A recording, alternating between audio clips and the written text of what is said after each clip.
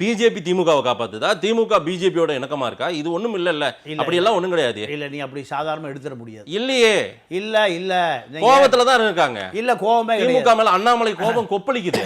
இல்ல, அண்ணாமலை வீட்லயே ரைடு நடக்குது, சிவகுமார் வீட்டுல ரைடு நடக்குது, அகிலா தம்பி வீட்டுல ரைடு நடக்குது, அண்ணாமலை எல்லாம் ரைடு விட்டாரு. இப்ப அண்ணாமலைக்கே ரைடு விடுது. அமித்ஷா போயா என்ன காலி பண்ணியா? யாரு? அண்ணாமலைய. ஏன் ஒழுங்கா அதிமுக கூட வச்சிருந்தீங்கன்னா எனக்கு நிதிஷ்குமார் தொந்தரவு இல்லாமல் இருந்திருப்பேன். அந்த ராத்திரிலாம் போடுறான் யாரு?